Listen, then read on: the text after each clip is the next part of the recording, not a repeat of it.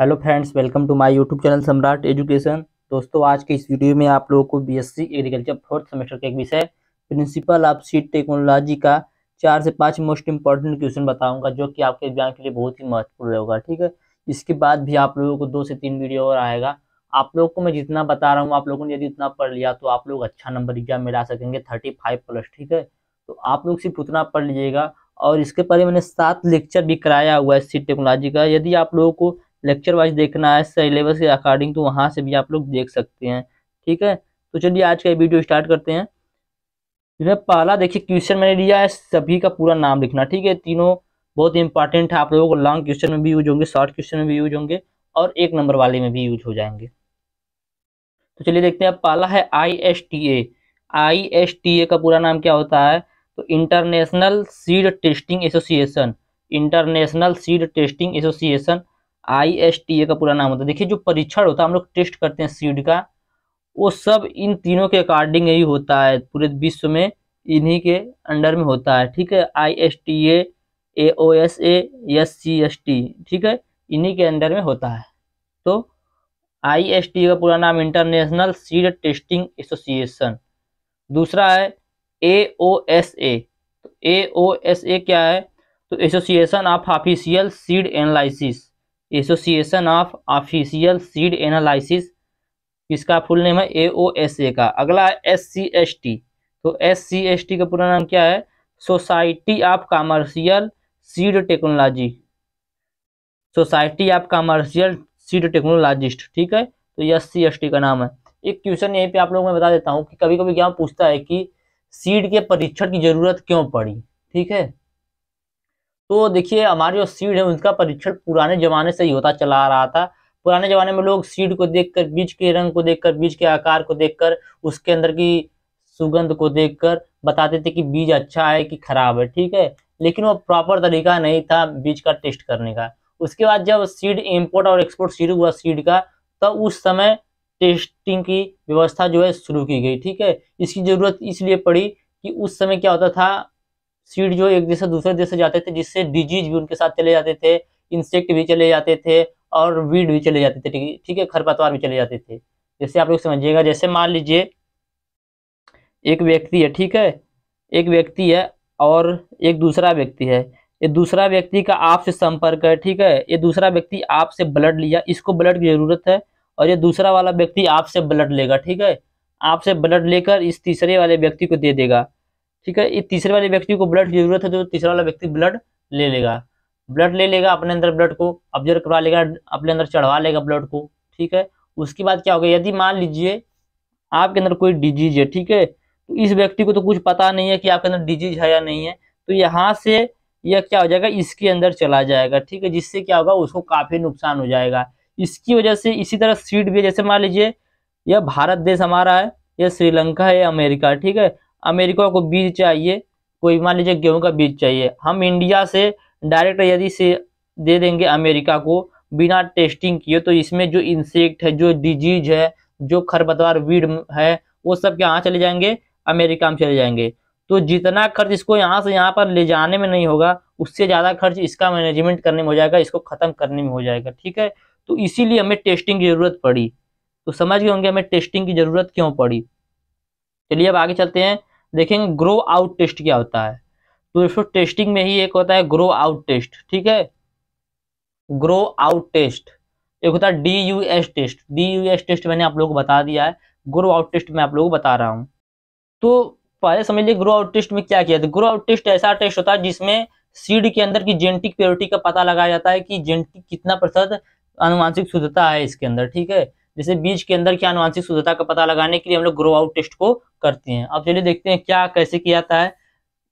तो इस परीक्षण में परीक्षण नमूने और मानक नमूने को साथ साथ खेत में उगाया जाता है। अब मानक नमूना क्या होता है?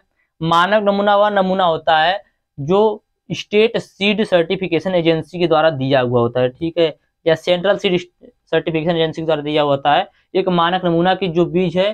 जैसे मान लिया गेहूं का हम लोग ग्रो आउट टेस्ट कर रहे हैं, तो गेहूं के बीज में इतने % जामिनेशन होना चाहिए, इतने % इसकी जेनेटिक प्योरिटी, इतने % इसकी फिजिकल प्योरिटी होनी चाहिए। तो वह हो गया मानक नमूना की, इसका एक मानक है, मानक नमूना। और परीक्षण नमूना क्या हो गया कि जैसे मान लीजिए आप लोग नई वैरायटी तैयार कर रहे हैं तो उसके लिए गेहूं का कुछ बीज तैयार किए हैं परीक्षण के लिए, तो उसी को बोल रहे हैं परीक्षण नमूना। तो परीक्षण नमूना और मानक नमूना दोनों समझ गए होंगे। मानक नमूना जो है वह स्टेट सीड सर्टिफिकेशन एजेंसी या सेंट्रल सीड सर्टिफिकेशन एजेंसी के द्वारा दिया हुआ होता है, जिसमें एक मानक होता है कि इसके अंदर जर्मिनेशन कितना % होगा, कितना इसमें जेनेटिक प्योरिटी है, कितना फिजिकल प्योरिटी है। और परीक्षण नमूना मैंने आप लोगों को बता दिया जिसका हम लोग को परीक्षण करना है। तो इन दोनों को साथ साथ खेत में उगाया जाता है, ठीक है। इन दोनों को क्या किया जाता है, साथ साथ खेत में उगाया जाता है कुछ दूरी पर। बीज अंकुरण से लेकर संपूर्ण परिपक्व अवस्था तक संपूर्ण वृद्धि काल के दौरान, ठीक है, बीज की अंकुरण से लेकर संपूर्ण परिपक्व अवस्था तक मतलब बीज के पकने तक संपूर्ण वृद्धि काल के दौरान जितना जितना वृद्धि हो रहा है, सभी वृद्धि काल के दौरान दोनों के आकारिकी लक्षणों, मोर्फोलॉजिकल कैरेक्टरिस्टिक्स, आकारिकी लक्षणों की तुलना की जाती है, ठीक है। क्या बोल रहा है कि बीज के अंकुरण से लेकर, जैसे मान लीजिए दोनों बीज अंकुरित हो गया, ठीक है, दोनों बीज क्या हो गया, अंकुरित हो गया, तो इसके अंकुरण से लेकर इसके संपूर्ण वृद्धि काल तक, जैसे मान लीजिए पहले इतना बड़ा था फिर इतना बड़ा हो गया, ये वाला जो मानक बीज है वो इतना बड़ा हो गया, और हमारा जो कौन सा बीज है परीक्षण बीज है वो इतना ही बड़ा रहा।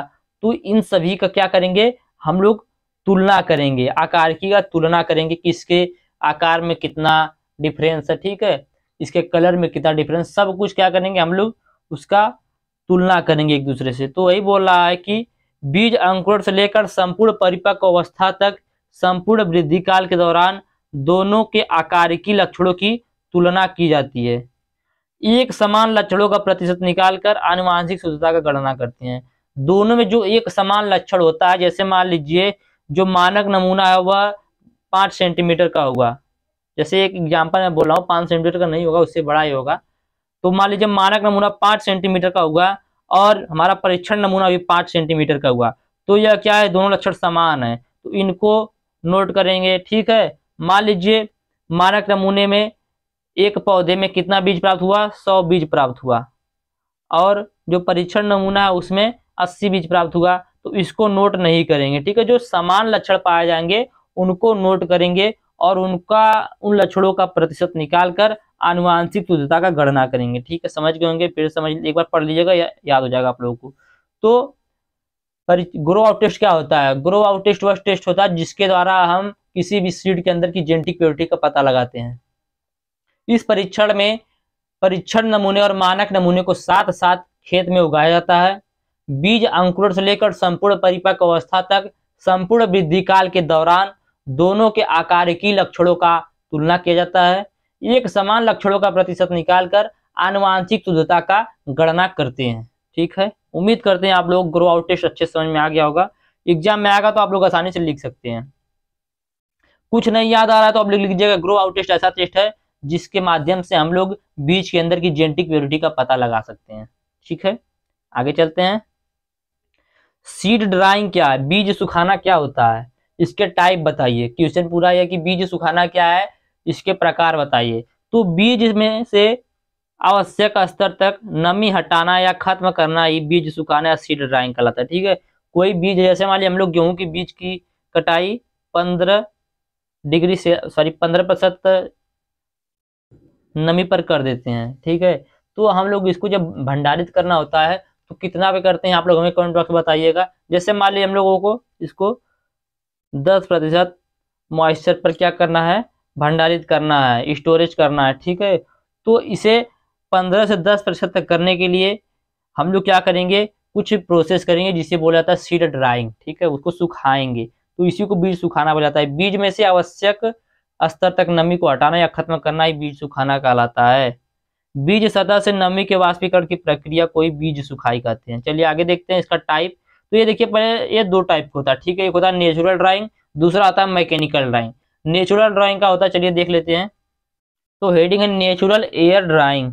तो सामान्य गोदामों में स्वतंत्र वायु प्रवाह के लिए खिड़कियां रखी जाती है, ठीक है।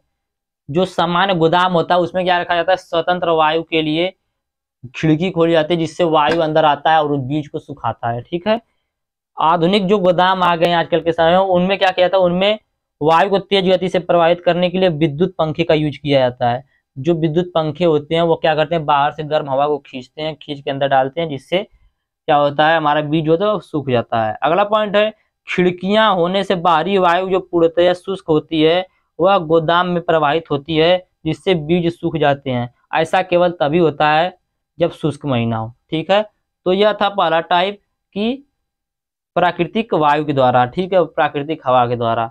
दूसरा है धूप में सुखाना, नेचुरल ड्राइंग में दूसरा है धूप में सुखाना। तो धूप में सुखाने के लिए बीज को साफ सूखे यार्ड में सामान्य रूप से फैला दिया जाता है। ठीक है, साफ सुथरा जो यार्ड हो, सूखा हो, वहां पर फैला दिया जाता है सामान्य रूप से, और आवश्यक नमी के स्तर तक सूखने दिया जाता है। जब तक मान लीजिए आवश्यक हमें जितनी नमी चाहिए 10% चाहिए, तो 15 से 10% होने तक उसे सूखने दिया जाता है। लेकिन यह ध्यान दिया जाता है कि दोपहर में 12 बजे से 2 बजे के दौरान बीजों को तेज धूप में नहीं सुखाना चाहिए। क्यों? क्योंकि इस समय जो होता है पराबैंगनी कीड़े बहुत तेजी से बीजों को नुकसान पहुंचा सकती हैं। ठीक है, तो इसलिए हमें धूप में सुखाते वक्त बीजों को 12 बजे से 2 बजे के दौरान नहीं सुखाना चाहिए, ढक देना चाहिए उसे, क्योंकि इस समय पराबैंगनी कीड़ों से बीज को काफी नुकसान हो सकता है। तो दोनों मेथड समझ गए होंगे, फोर्स्ड एयर क्लीनिंग और धूप में सुखाना। नेचुरल एयर ड्राइंग वह प्रक्रिया जिसमें गोदामों को स्वतंत्र वायु प्रवाह के लिए खिड़कियां रखी जाती हैं। आधुनिक गोदामों में वायु की तेज गति से प्रवाहित करने के लिए विद्युत पंखे यूज किए जाते हैं, जो बाहर से गर्म हवा को खींचकर अंदर डाल देता है। उसी में अगला पॉइंट है, खिड़कियों से होने वाली बाहरी वायु जो पूर्णतः शुष्क होती है वह गोदाम में प्रवाहित होती है, जिससे बीज सूख जाते हैं। ऐसा केवल शुष्क महीनों में ही संभव होता है। फिर उसके बाद हम लोगों ने देखा धूप में सुखाना। तो धूप में सुखाने के लिए बीज को साफ सूखे यार्ड में समान रूप से फैलाया जाता है और आवश्यक नमी के स्तर तक सूखने दिया जाता है। दोपहर 12 बजे से 2 बजे के दौरान बीजों को तेज धूप में नहीं सुखाना चाहिए, क्योंकि इस समय पराबैंगनी कीड़ों से बीजों को नुकसान हो सकता है। अब हम लोग देखेंगे मैकेनिकल ड्राइंग। ठीक है, मैकेनिकल ड्राइंग यांत्रिक सुखाने की विधि या प्रक्रिया। तो हम लोग यांत्रिक तरीके से कैसे सुखा सकते हैं? यांत्रिक तरीकों से बीजों को सुखाने के लिए दो तरीके से फोर्स एयर का यूज किया जाता है। ठीक है, फोर्स एयर का यूज किया जाता है। पहला, ड्राइंग विथ सप्लीमेंटल हीट, पूरक ताप से सुखाना। इस प्रक्रिया से सुखाने के लिए उपयोग की जाने वाली हवा की सापेक्ष आर्द्रता को कम करने के लिए हवा के तापमान को 10 से 12 डिग्री फ़ारेनहाइट तक बढ़ाने के लिए थोड़ी मात्रा में उष्मा लगाई जाती है, गर्मी पैदा की जाती है। ठीक है, कोई आग बाल दिया जाता है, समझ लीजिए बाहर आग लगा दिया जाता है, जिससे क्या होगा, उष्मा उत्पन्न होगा, गर्मी लगाई जाती है। ठीक है, तो इस प्रक्रिया से सुखाने के लिए उपयोग की जाने वाली हवा की सापेक्ष आर्द्रता को कम करने के लिए हवा के तापमान को 10 से 20 डिग्री फ़ारेनहाइट तक बढ़ाने के लिए थोड़ी मात्रा में उष्मा या गर्मी लगाई जाती है। ठीक है, इसमें शुष्क वायु के प्रयोग के कारण सुखाने का कार्य जल्दी हो जाता है, परंतु लंबे समय तक यदि हम लोग इस प्रक्रिया सुखाएंगे तो बीज की गुणवत्ता जो है वह प्रभावित हो जाएगी।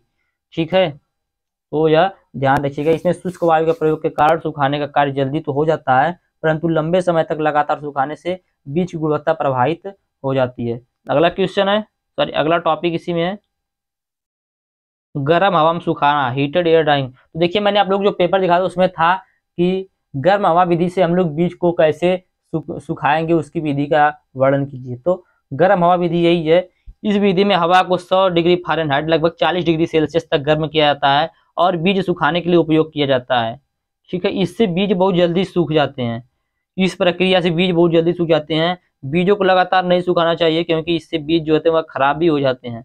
अधिक नमी वाले बीजों को इस विधि से सुखाना चाहिए, जिसमें अधिक नमी होती है उस बीज को इस विधि से सुखाना चाहिए। ठीक है, तो यही थी गर्म हवा विधि। आगे चलते हैं, सीड एक्ट। सीड एक्ट क्या होता है? बीज एक्ट। ठीक है, सीड एक्ट 1966 बीज सिखाते हैं, सीड एक्ट 1966। तो कुछ बिकने वाले सीड के क्वालिटी को कंट्रोल करने के लिए, कुछ जो सेल होने वाले सीड हैं उनके क्वालिटी को कंट्रोल करने के लिए भारत सरकार ने सन 1966 ईस्वी में एक्ट पारित किया तथा सन 1968 में संशोधन करके सीड सर्टिफिकेशन का स्टैंडर्ड निर्धारित किया गया तथा सन 1983 ईस्वी में सीड कंट्रोल ऑर्डर जारी किया गया। ठीक है, तो सीड एक्ट यही है कि कुछ जो बिकने वाले बीज थे उनके क्वालिटी को कंट्रोल करने के लिए भारत सरकार ने सन 1966 में एक एक्ट लागू किया गया, जिसे सीड एक्ट कहा जाता है। उसके बाद सन 1968 में इसे संशोधन करके सीड सर्टिफिकेशन का स्टैंडर्ड जो है उसको निर्धारित किया गया और सन 1983 में फिर से सीड कंट्रोल ऑर्डर जारी किया गया था। और ये जो सीड एक्ट है यह 20 अक्टूबर 1969 ईस्वी को लागू हुआ था।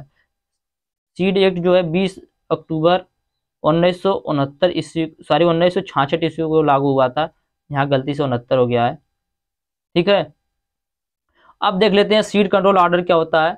अभी सीड कंट्रोल ऑर्डर को मैंने थोड़ा शॉर्ट में लिया है क्योंकि वीडियो लंबा हो गया है। आगे मैं आप लोगों को इसका डिटेल में बताऊंगा अगली वीडियो में, ठीक है। तो सीड कंट्रोल ऑर्डर क्या होता है, तो देखिए सन 1955 ईस्वी में आवश्यक वस्तुओं के विक्रय के लिए, आवश्यक वस्तु क्या होते हैं, वह वस्तु जिनका हम लोग अपने दैनिक जीवन में डेली यूज करते हैं, ठीक है। तो सन 1955 में आवश्यक वस्तुओं के विक्रय के लिए कुछ नियमों का निर्धारण किया गया था, जिन्हें सम्मिलित रूप से आवश्यक वस्तु अधिनियम कहा जाता है। परंतु बीज आवश्यक वस्तु अधिनियम को, बीज को आवश्यक वस्तु नहीं माना गया था, ठीक है, उस समय। तो सन 1955 में आवश्यक वस्तुओं के विक्रय के लिए कुछ नियमों का निर्धारण किया गया था, जिन्हें सम्मिलित रूप से आवश्यक वस्तु अधिनियम कहा जाता है, परंतु बीज को आवश्यक वस्तु नहीं माना गया था। इसके लिए सन 1983 ईस्वी में केंद्र सरकार ने आवश्यक वस्तु अधिनियम के अधिकार का उपयोग करते हुए बीज नियंत्रण आदेश, सीड कंट्रोल ऑर्डर जारी किया, जिसके अनुसार बीज को आवश्यक वस्तुओं में शामिल किया गया था, ठीक है। जिसके अनुसार सीड को आवश्यक वस्तुओं में शामिल किया गया था। तो इसकी कुछ प्रोसेस होती है, कुछ प्रक्रिया होती है, जिसको मैं आगे आप लोगों को बताऊंगा डिटेल में। तो उम्मीद करते हैं ये क्वेश्चन इतना मैंने आप लोग बताया अच्छे समझ में आया होगा। तो यदि आप लोगों को वीडियो अच्छा लगा तो वीडियो को लाइक कीजिएगा, चैनल को सब्सक्राइब कीजिएगा। और यदि आप लोगों को इसका पीडीएफ चाहिए तो डिस्क्रिप्शन में व्हाट्सएप ग्रुप का लिंक और व्हाट्सएप नंबर दिया गया है, मैसेज करके आप लोग इसका पीडीएफ ले सकते हैं। धन्यवाद, जय हिंद।